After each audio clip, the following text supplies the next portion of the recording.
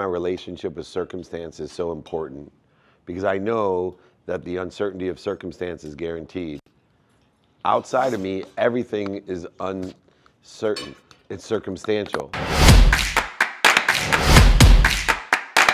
We're gonna get right to it. Samir, you got a question, I can tell. Introduce yourself, by the way. How's it going, everybody? Samir, Dave's been mentoring me for maybe 4 or 5 years now. I lost track. Half his life. Half his life. I wish. Born and raised from Chicago. Currently running a family office. We work with entrepreneurs and high net worth individuals with taxes, investments, alternative investments just across the board, and happy to just be here supporting you. Thank you. And question? Yeah, so I guess the question that I always ask you this, but I always try to reframe it because I'm sure it can change from year to year. Question for you, when you go back in your life and you go back to the situation with the bankruptcy, prior to that, I feel like when you're at that peak, it's an interesting situation because you're in a place in your life where you have everything. It just seems perfect on the spectrum. And I feel like when you go through a dramatic loss like that, some of the purpose that you have, you might tie your worth to that. At least I would. And so I'm curious for you, what were the steps that you took after going bankrupt to say, hey, I'm not going to tie my worth to this. I'm going to tie something bigger than me? So the actuality of losing everything was different for me than most people, because I started my transformation 2 years before I lost everything. My wife knew I was going to lose everything, including my life, if I didn't change who I was 2 years before I actually lost financially everything. And so one of the things to understand is what is significant, or what's going to be the catalyst to shift your paradigm. And when I shifted the paradigm that I didn't have everything, but I had everything I needed to get to where I wanted to be or better. So that's what happened when my wife gave me an ultimatum. I will tell you one of the genius things at that time, Samir, which was so important about my wife to me, is that many wives, when your husbands, by the way, if you're a wife, when your husbands screw up massively, which they absolutely will, because it's part of being a male in human nature. So when you're hitting yourself going, what am I doing with this idiot?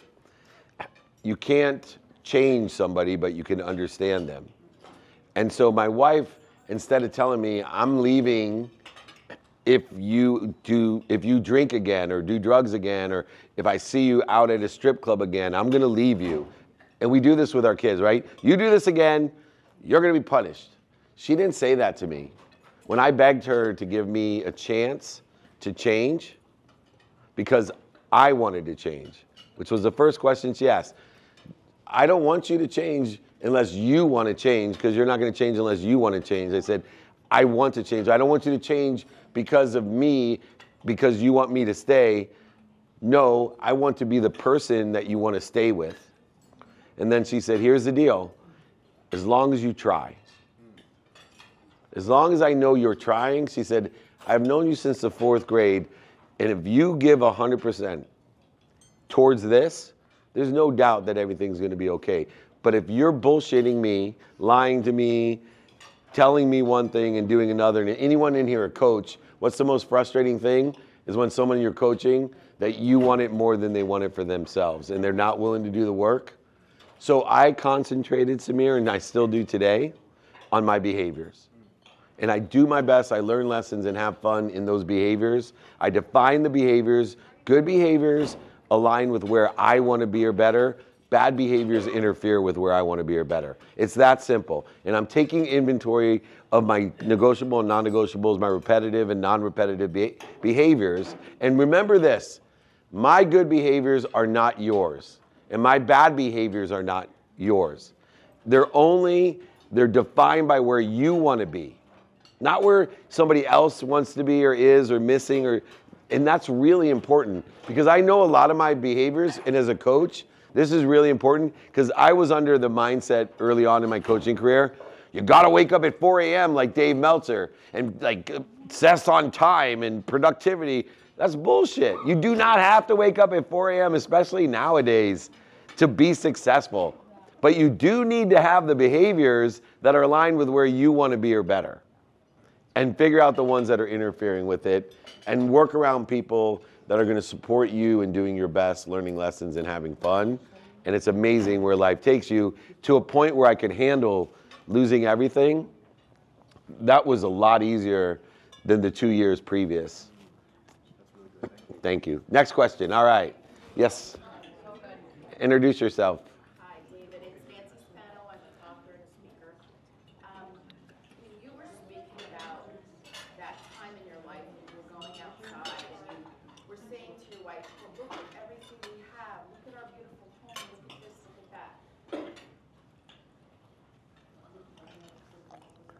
I experienced a stroke in 2019, and some people in here know about it, some don't.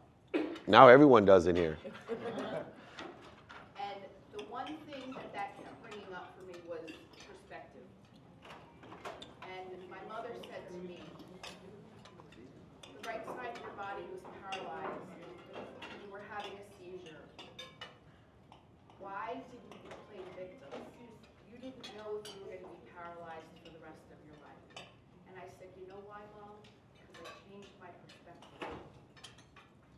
And my stroke for me was not the end, it was just the beginning.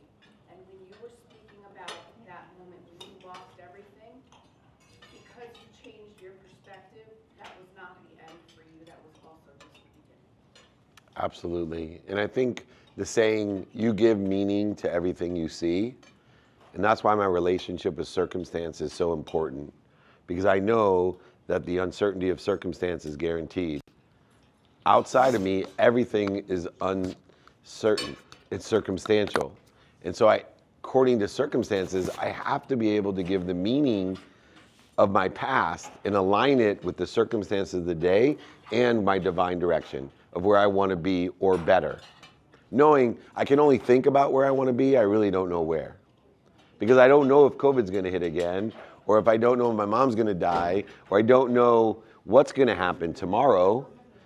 And so in order to hedge my bet in these circumstances, like having a stroke, I have to have non-negotiable behavior. So if I, had a situation like that, I still could spend the next day after my stroke a minimum of 7 hours sleeping, a minimum of an hour on my health, a minimum amount of time with my family, a minimum amount of time with my faith, a minimum amount of time on my finance, a minimum amount of time studying relativity and perspective, and a minimum amount of time studying how I should be using my time according to the circumstances of the day. So none of you could name a circumstance that would happen that could change my non-negotiable behavior other than if I died, meaning my time was up. So think about that. If you don't consciously have an intentional relationship with circumstance, by having non-negotiables, which provide exponentiality in your life, then start thinking about it at the very least, and your life will expand exponentially and accelerate at a pace that is unbelievable, which satisfies human nature, right? Because we're instant gratification people. And that's what stops people from having commitment. Perfect. And thank God you're healed, by the way. Thank you. A miracle. All right, next, Big B. Thank you. So, Dave, who motivates the motivator? Who inspires the guy inspiring? Who do you go to? Who do you go to when you need that inspiration, when you need to be inspired? Who is your go-to? Do you have go-to people? This is a great question because I know someone mentioned on the panel, you're the aggregate of the 5 people you spend the most time with. I think that's bullshit. Think about your moms out there. They're spending the majority of their time with a 3-year-old. They're not the aggregate of a 3-year-old. That's not true. So to this end, I believe in teams. Maybe it comes from my sports background. I believe that teams should be based on subject matter topics and expertise that are important to you. And that you should find a team for every subject matter topic and expertise that's important to you. And on that team, you should decide what position you want to play today and what position you want to play in the future. And in the context of that, you are now going to be, according to what's most important to you, subject matter topics and expertise, you're going to have the aggregate of what they were trying to explain to you of the energy that you surround yourself with. So if in my family, I want to be the owner of my team. But in AI, for example, I'm a point guard maybe, or a ball boy maybe, whatever it may be, but I want to be a coach or an owner someday. And so each of these teams represent the neighborhood that I'm creating, like this one, which is a frequency of people that want to help each other and know people that help each other by subject matter, topic, and expertise. So I've actually transformed what used to be just a smaller coaching group to thousands of people in a private networking group where I give one-on-one access. I still coach. I make introductions for everybody in the group, but the group itself is providing a profitability for everyone else by that idea that, look, we have so many people in here. Pick your team within our neighborhood and the position you want to play, and then we reach the greatest way to get to where you want to be, which is ask for help and help someone else. It's that simple. Sean talked about it, right? Just find someone on that team that can help you get to that position and help someone get to your position to fill that seat. Good afternoon. Introduce yourself just in case one person doesn't know you. I'm Rear Admiral Gary Hall, world famous helicopter pilot, adventure sportsman, world traveler. I'm perhaps the finest helicopter pilot I know, call sign Viper. So, and half comedian, unbelievable sense of humor. So, David, when I was age 27, I read Napoleon Hill, Think and Grow Rich, and it changed my life. I parallel you. I didn't make $100 million and lose it, but I made myself famous in the Navy through those principles. And I choose, you know the rubber band around asparagus or something, there might be a little notch in it and you stretch it, it's gonna break. That's what I did with my marriage. So you did that with your marriage, I did that with my marriage. Can you talk about the power of a strong marriage and talk a little bit about marriage? Because I didn't make millions of dollars, but I made myself the best naval aviator I could based on those principles. Also, has Think and Grow Rich been updated to remove references to O.J. Simpson and a few things like that? And if those of you who've read it, it was updated, I think, in the 80s, and I don't know if it's been updated. Yeah, it'll be continued. So the question is, talk about the importance of marriage, the importance of your spouse in saving us men. Men are going to be men. We're going to do stupid stuff. Women are going to be smart and tell us what to do the right stuff. So, and hopefully be forgiving, right? So my grandfather told me there's 3 things you need in life to be fulfilled, passionate, purposeful, and profitable. Number 1, find a liaison to your life, which is going to be your spouse, your intimate partner. They're going to be the liaison between you and your kids, your family, your relatives, your friends, everyone around you. Your intimate partner is that conduit. And you only need one person like that in your life. 2, learn to love what you do. You spend a third of your life with your family. That's why your spouse is so important, and your friends. 2, you spend a third of your life in activity you get paid for. Make sure that you can learn to love what you're doing every day, that activity. And then he said, buy the best bed you can find. Spend a third of your life sleeping and stooping. Some of you may know what that means. So make sure you have the best bed you can find. But he was saying sleep well. My marriage to me is everything because my wife's my rock. And I was explaining to Rhett, who'll be up in a couple minutes, I wasn't anticipating 2 things when my mom died.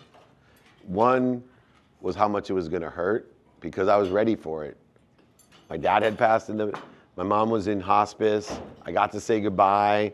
I thought, man, I'm Dave Meltzer, I got this handled. You know, I'm gonna stop, drop, and roll this one. I'll be back on track. And my heart was broken, still is.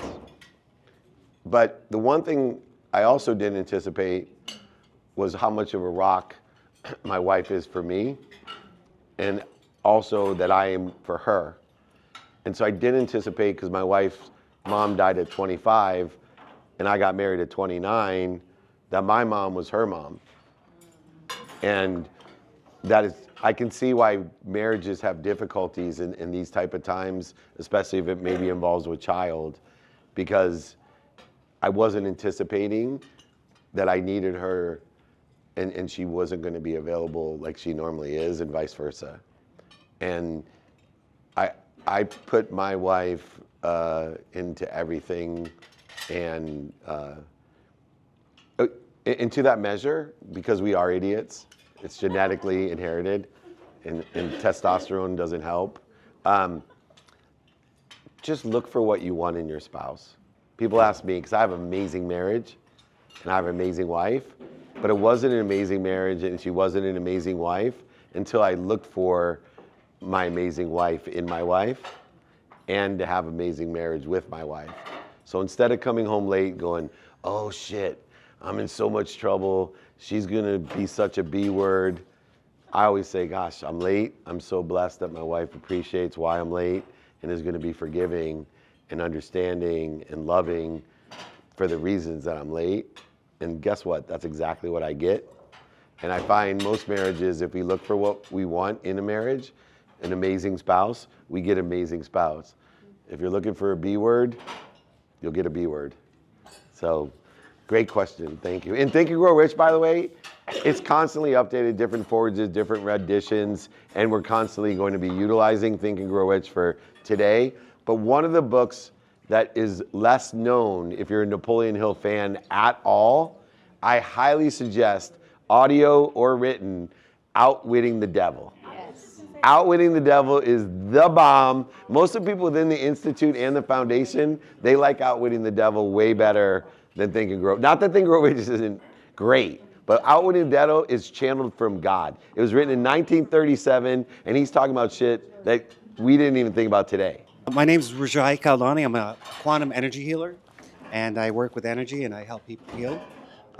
So my question to you is, how does spirituality enrich your life, and how does it kind of give you a ground from where you could be a better person and really be the best person you can be? That's so good. Spirituality is my life. I'm in a human experience of spirituality. In spirit is how I live. In an infinite, abundant, unified system that's infinite in itself. I, though, am getting better and better at reconciling the human experience within the context of the infinite, the spiritual. And so for me to understand energy itself, and I'm a quantum healer as well and study under Dr. and Master Shah, and I understand, I trace calligraphies that aren't even here to have quantum energy of infinite nature, but that doesn't work here. It works everywhere and it works in all times. And I love movies now because they're giving people help on understanding time, multiverse, quantum. It's really allowing people to get a concept that they can utilize in their human experience to pick and choose what experience that they want to have in the intimate, because you're going to get to pick and choose tons of them. But we just, no matter how hard you try, including me, I don't think we'll ever understand infinite. And it stems from when you were little and you're just like, oh yeah, infinite plus one. That still confuses the shit out of me. Right? Kind of like I am. When I was in 11th grade in AP English, I'm like, oh yeah, I am, I get it. Now I spent, 50 some years trying to figure out I am. And there's like so many techs and geniuses trying to figure it out in a quantum realm. So I prefer Wayne Dyer, right? I am a spiritual being having a human experience. And when we look at this as a human experience, it's a lot more fun and you have a lot more power because you definitely can give meaning to the human experience. All right, last question. Hi everyone, I'm Melissa. Is this on? This is recording. Oh. Yeah, no amplification in that one. I'm Melissa. I work chartered sales and private aviation, and my question for you is, I know we just touched base on spirituality, but in your journey, how have you seen faith play a role in overcoming personal and professional challenges? And how do you integrate this faith into your coaching to inspire and guide others? I know you believe in God, but how is it that you it's the most important thing to me, and it's the most surprising thing, even through my mom's death and all the religious things, because my family's very Jewish. It's still surprising to me. My old rabbi was there who raised me, and I was saying, because my brothers are like a rabbi's wet dream, because one is a famous rabbi, and the other's like wanted to be a rabbi, and like is so religiously, right? And I was like, I'm the opposite. I'm like outwitting the devil. I literally threatened the rabbi at my bar mitzvah that I was going to leave the stage. I'm serious.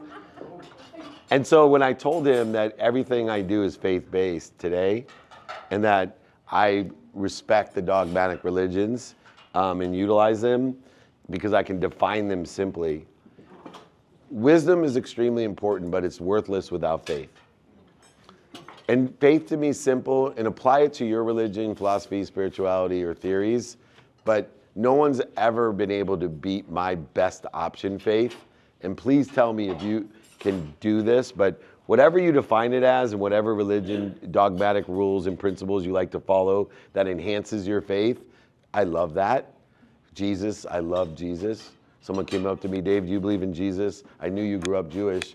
I was like, is Jesus bigger than me, omniscient, all-powerful, and loves me more than my mom? And he's, yeah. I'm like, okay, cool. I'm down with Jesus. Think about it. How important is it to believe in something bigger than you that's omniscient and all-powerful and loves you more than your mom? Protects you, promotes you, and perfects you even when you don't understand it, even when there's no evidence, even when the evidence is contrary to the actions and perceptions and intentions that you have. Imagine what life would be with no faith. I had faith, but like my mom said, I had faith in the wrong thing. I had faith in myself and the faith in money that I was able to make by myself. That's nothing. I try my best to inspire you in whatever vernacular, vocabulary resonates with you, to have faith in something bigger than you that's omniscient and all-powerful, loves you more than your mom, and you will be protected, promoted, loved, and perfected at all times, even when there's no evidence, even when everybody else tells you you're not. It will not matter. I promise you, every detour in your life becomes divine in that divine direction. And most importantly, to reconcile in real life, time becomes divine as well. And so now you have infinite patience, which is a skill set that will guarantee your happiness. So bless you.